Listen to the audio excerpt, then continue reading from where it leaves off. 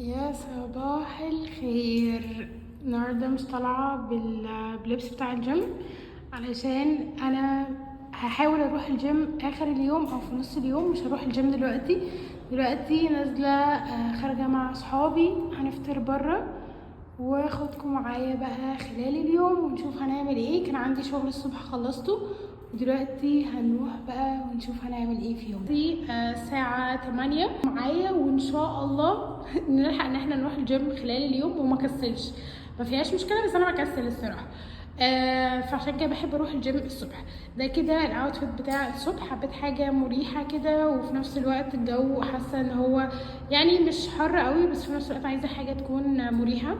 وبعدين في امبارح ما رحتش الجيم علشان امبارح كان المفروض يوم الراحه بتاع الجيم، بيبقى فيه يوم في النص كده بفصل فيه علشان عضلات جسمي ترتاح واقدر ان انا اكمل تعمل ريكفري.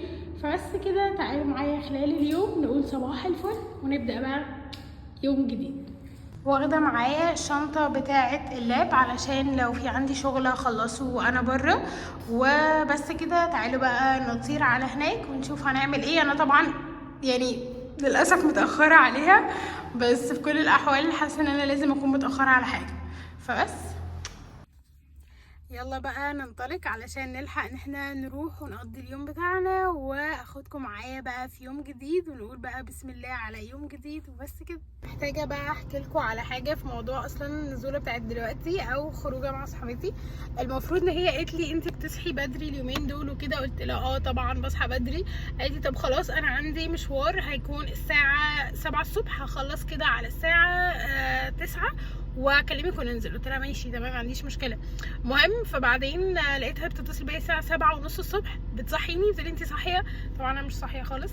فحرفيا كنت برد وانا نايمه. انا مش عارفه، مع ان انا في العادي بصحى الساعه 6 بس ما كنتش مركزه معاها خالص ولا عارفه هي بتقول ايه. فبعد كده قلت لها لا انا نايمه وبتاع، وقالت لي خلاص يعني انا خلصت الساعه 7:30، هي خلصت 7:30 الصبح. قلت لها قالت لي خلاص انا هتحرك على المكان وانت تجيلي. قلت لها ماشي. احب اقول لكم الساعه دلوقتي 9:10 وانا في العربيه ورايحه لها. مش عارفه يعني المفروض يعني المشكله عند مين بالظبط، بس حرفيا ما عرفتش اصحى ومش متفقين نصحى الساعه 7 الصبح. يعني صعب صح، بس خلاص يعني هننزل وعادي ان شاء الله هنتقابل والدنيا تبقى تمام. تعالوا بقى اخدكم معايا خلال اليوم. اول حاجه اتقابلنا والحمد لله عادي عدى الموضوع التاخير ده على خير، وبعدين رحنا بقى على اكتر مكان بحب اشرب فيه القهوه بتاعته بجد خطيره، احلى 1000 مرة من كل الاماكن اللي كانت مقاطعة واللي استل لحد دلوقتي مقاطعة. وهو كاف، هو مكانه الفرع ده كان في التجمع، ليه فروع تانية فانتوا سيرش بقى وشوفوا المكان بتاعه فين. عنده قعدات حلوة قوي، في قعدات اندور واوت دور، والناس كمان اللي حابة انها تروح تشتغل هناك. ده كده الفرع من جوه بجد حلو قوي ومريح، والقعدة بتاعته اصلا كلها فانسي كده وشكلها شيك قوي. ده كده كان الاندور بتاعه، واحنا خدنا المشروبات بتاعتنا ورحنا قعدنا في الجزء الاوت دور. وهنا عنده بقى الستايل الفطار بتاعه زي الساندوتشات وكده، والسلطه بتكون جاهزه. هنا كنا بنتريق عادي على البيجامه بتاعتها او السوت بتاعتها.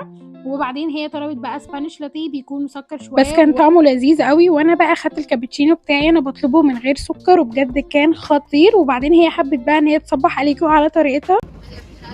يا جماعة النهاردة في كاف بعدين بقى شربنا الكوفي وهي فطرت من هناك ساندوتش كان برضو قالت لي ان هي طعمه كان لذيذ قوي. وبعدين هنا بقى فضلت ان قعدنا شويه نتكلم وقعدنا نصور. بجد انا بحب قوي فكره ان احنا نخرج بدري. قعدنا بقى نتصور بومرانج ونصور بقى فيديوز، وهي بجد اكتر حد بيحب يتصور، فقمت اتصورت كده برضو عشان انزل لكم شويه كده من الصور. والنزوله بدري بتبقى حلوه قوي. خلصنا اصلا على الساعه 11:30 كده، فكان معايا بقيه اليوم وروحت وعملت لكم الفيديو الخطير بتاع الوصفه دي. هيفوتكم كتير جدا لو انتوا ما شفتوهاش، وطعمها حلو قوي، لازم تجربوها بالذات للناس اللي ما بتحبش البيض زيي، لحد ما نلاقي طريقه تحببنا فيه. بس الطريقه دي بجد 10/10 ومفيد قوي كمان ان احنا نفطر بيه ومشبع لاقصى وقت. وبعدين هنا بقى عملت هنا القهوه ليا ولمامتي، هي مدمنه قهوه زيي، فعملنا القهوه واخدنا معاها بقى زبدة فول سوداني وتمراية علشان تبقى قبل التمرين، وفي نفس الوقت عشان بشرب القهوة سادة فتديني باور كده وتبقى طعمها لذيذ.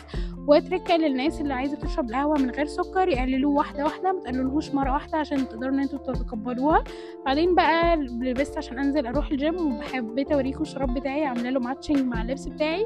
وخلاص هنا كنت جاهزه ان انا انزل. وقولوا لي بقى مين بيخاف من القطط زيي، وبجد كانت مصممه ان هي تنزل معايا حرفيا مفيش فايده. ويلكم بقى هنروح الجيم. الصراحه ماليش نفس خالص خالص خالص النهارده ان انا اتمرن، بس عشان ما نزلتش امبارح اصلا كان يوم الاوف بتاعي، ف هجبر نفسي النهارده ان انا اروح التمرين.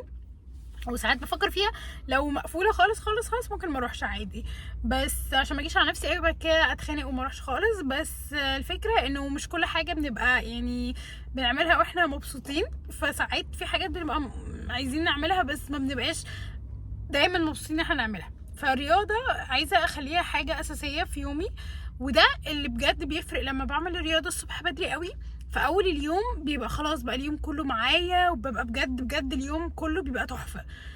مش تحفه يعني بيمشي عادي حسب ما بيمشي، بس قصدي ان انا بكون خلصت الرياضه فبحس ان انا عملت حاجه خلصتها. بس لما باجي بقى في نص اليوم، يعني دلوقتي الساعه 4:30 تمام، فاللي هو نص اليوم، فاللي هو ببقى مكسله، واللي هو خلاص بقى انا نص اليوم قضيته الصبح ولسه بقيت نص اليوم التاني، ما بحبش افصل في النص كده. بجد الرياضه الصبح بتفرق جدا.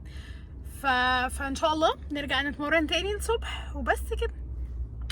رحت بقى احط بنزين، وبجد مش قادره اقول لكم تكلفه البنزين بجد بقت غبيه قوي في الاسعار اللي احنا فيها دي، بس يلا الحمد لله. ايه رايكم في ستايل البنزينات اللي عامله كافيهات دي؟ وبعد كده رحت بقى على الجيم بتاعي حواليه كله كميه كافيهات، وزي ما انتم شفتوا بقى تشيكن فيلا وحاجات مغريه جدا.